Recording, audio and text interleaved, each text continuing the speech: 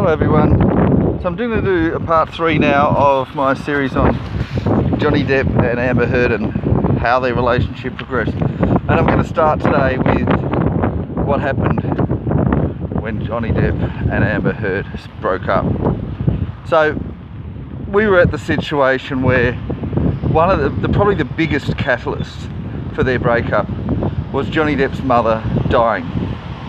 Now, Amber Heard has said, oh yeah, that was the catalyst for her too, because she saw how bad he could be when he reacted to his mother dying.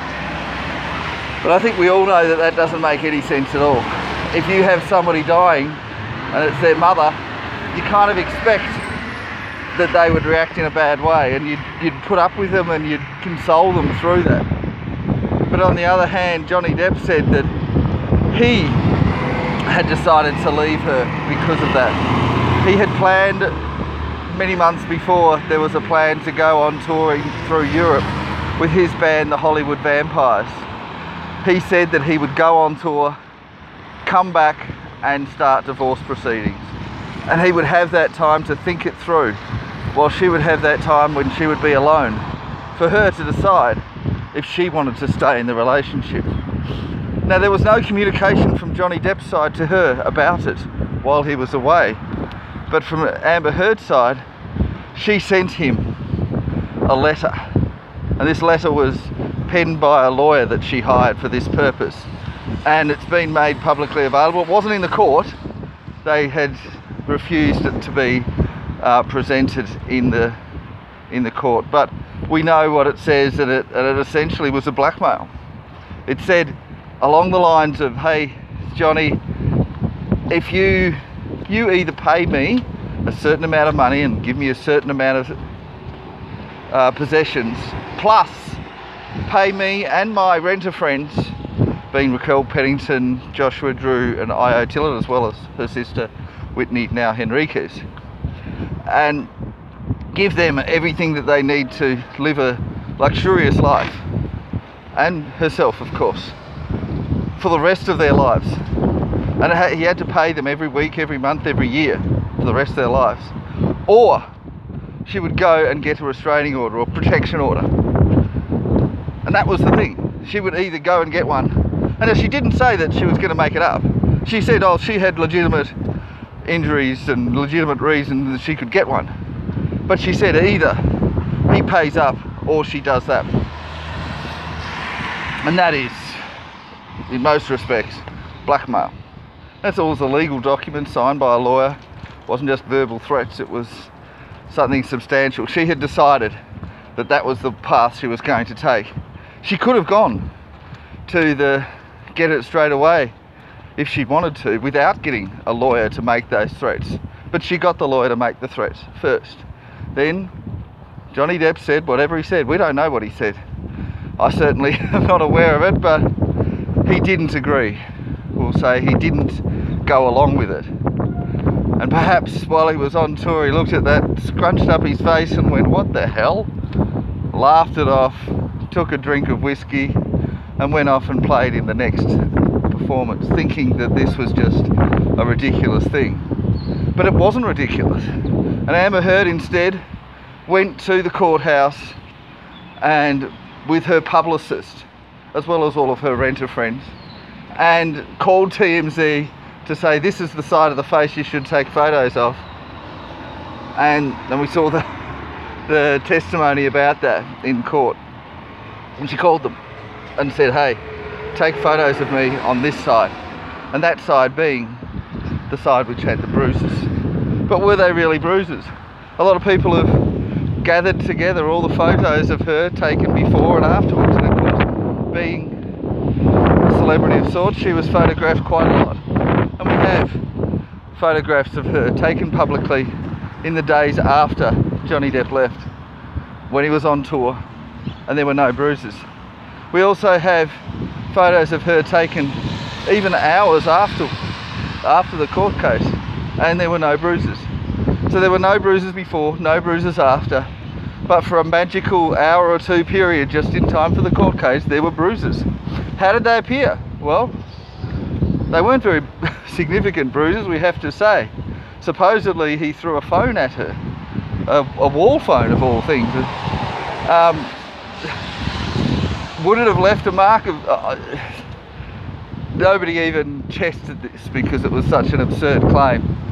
But certainly her having bruises does not in any way mean that he is responsible for those bruises.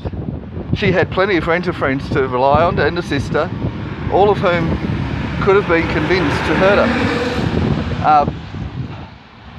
You know, any of them could have just said, hey look, give me $50 and I'll hit you.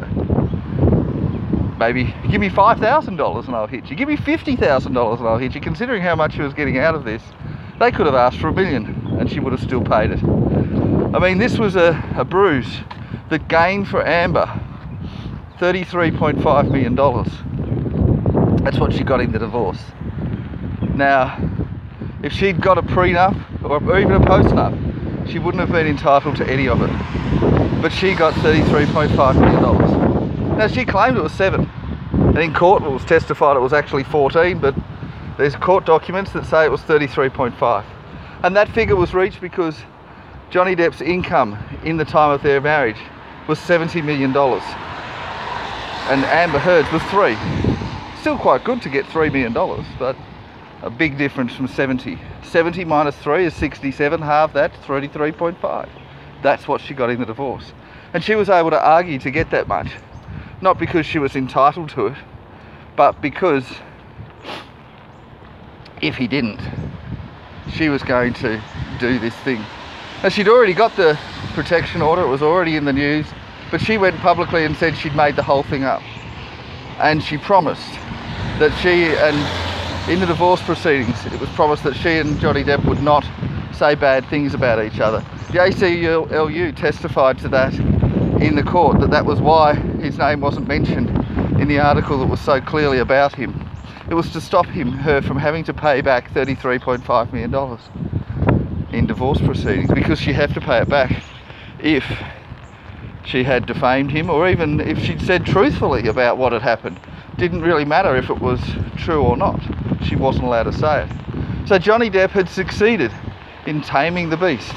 It cost him $33.5 million, but so be it. At least he had his career intact, or so he thought. He and Amber Heard went on camera, said to everybody, oh, it was an amicable divorce, and a separation on good terms.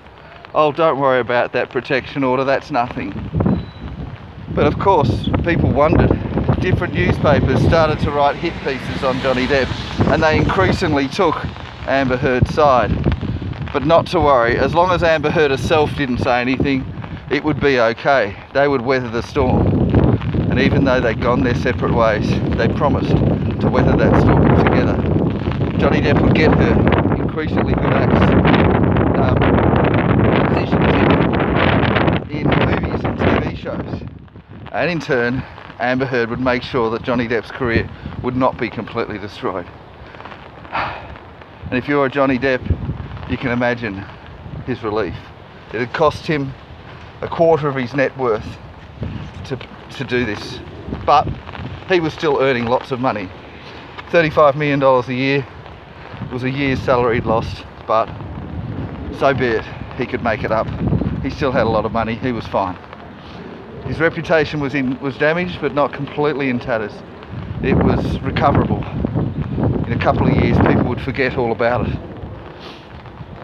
And that's where I'm going to leave part 3. I know I've got a little bit more time on my clock here, but that's where I'm going to leave it. And in the next part, I want to go on about how it didn't simply end there. A lot of people have said, oh yeah, the protection order was the end for Johnny Depp, but that really wasn't. It actually got worse after that. It looked like the end for briefly, but he managed to reel back in. He managed to fix things. But it was later when things went really bad. Anyway, that's it from me. Bye-bye now.